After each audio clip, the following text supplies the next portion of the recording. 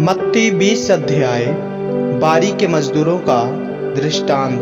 स्वर्ग का राज किसी गृह स्वामी के समान है, जो सवेरे निकला कि अपनी दाख की बारी में मजदूरों को लगाए। उसने मजदूरों से 1 दिनार रोज पर ठहराया और उन्हें अपनी दाख की बारी में भेजा।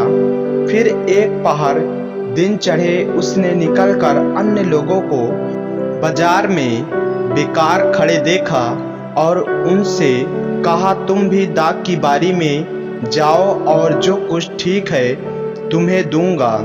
अतः वे भी गए। फिर उसने दूसरे और तीसरे पहाड़ के निकट निकलकर वैसा ही किया। 1 घंटा दिन रहे। उसने फिर निकलकर दूसरों को खड़े पाया और उनसे कहा, तुम क्यों यहाँ दिन भर बेकार खड़े रहे? उन्होंने उनसे कहा, इसलिए किसी ने हमें मजदूरी पर नहीं लगाया।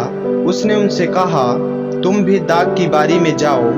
सांझ को दाख की बारी के स्वामी ने अपने भंडारी से कहा, मजदूरों को बुलाकर पिछलों से लेकर पहलों तक उन्हें मजदूरी दे दे। जब वे आए जो घंटा भर दिन रहे लगाए गए थे, तो उन्हें 1-1 दिनार मिला। जो पहले आए उन्होंने यह समझा कि हमें अधिक मिलेगा, परंतु उन्हें भी 1-1 दिनार ही मिला। जब मिला तो वे गृह स्वामी पर कुड़कुड़ा के कहने लगे, इन पिछलों ने 1 ही घंटा काम किया और तूने उन्हें हमारे बराबर कर दिया, जिन्होंने दिन भर का भार उठाया और धूप सही। उसने उनमें से एक को उत्तर दिया, हे मित्र, मैं तुझसे कुछ अन्याय नहीं करता। क्या तूने ही मुझसे 1 दिनार न ठहराया था? जो तेरा है उठा ले और चला जा। मेरी इच्छा यह है कि जितना तुझे दूं उतना ही इसे पिछले को भी दूं।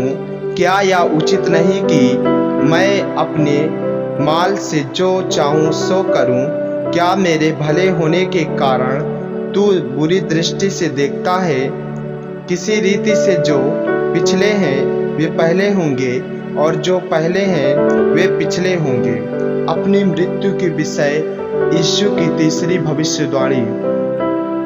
यीशु यरूशलेम को जाते हुए 12 चेलों को एकांत में ले गया और मार्ग में उनसे कहने लगा, देखो, हम यरूशलेम को जाते हैं और मनुष्य का पुत्र प्रधान याजकों और शास्त्रियों के हाथ पकड़वाया जाएगा और वे उसको घात के योग्य ठहराएंगे और उसको अन्य जातियों के हाथ सौंपेंगे कि वे उसे ठट्ठों में उड़ाएं और कोड़े मारें और क्रूस पर चढ़ाएं और वह तीसरे दिन जिलाया जाएगा। एक माँ की विनती। जब जब्दी के पुत्रों की माता ने अपने पुत्रों के साथ यीशु के पास आकर प्रणाम किया और उससे कुछ मांगने लगी, उसने उससे कहा, तू क्या चाहती है? वह उससे बोली, यह वचन दे कि मेरे ये 2 पुत्र तेरे राज में एक तेरे दाहिनी और एक तेरे बाएं बैठे।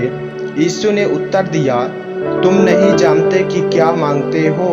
जो कटोरा मैं पीने पर हूँ, क्या तुम भी पी सकते हो?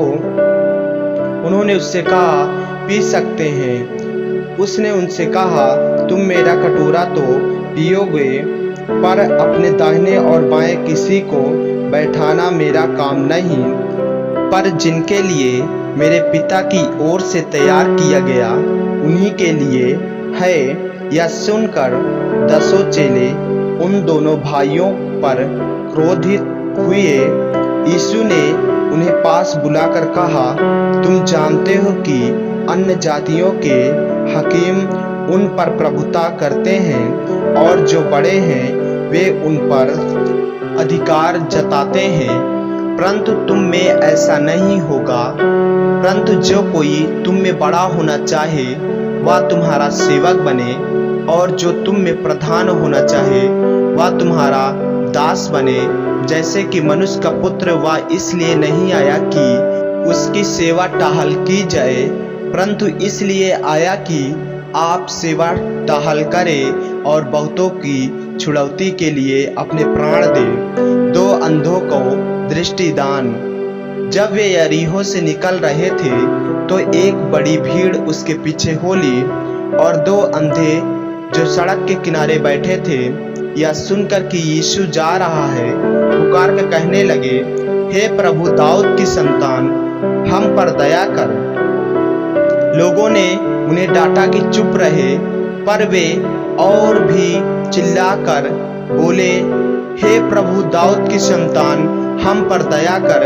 तब यीशु ने खड़े होकर उन्हें बुलाया और कहा, तुम क्या चाहते हो कि मैं तुम्हारे लिए करूं?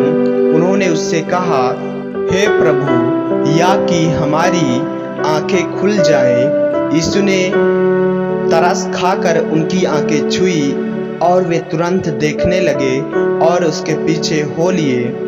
आमीन। मेरे प्रियो, यदि आप इस चैनल पर नए हैं, यदि आपने अभी तक हमारे चैनल को सब्सक्राइब नहीं किया है तो हमारे चैनल को सब्सक्राइब करें और बेल आइकन के बटन को दबाएं ताकि वीडियो रेडियो रोजाना आप तक पहुंच सके। जय मसीह की। प्रभु आपको आशीष दें।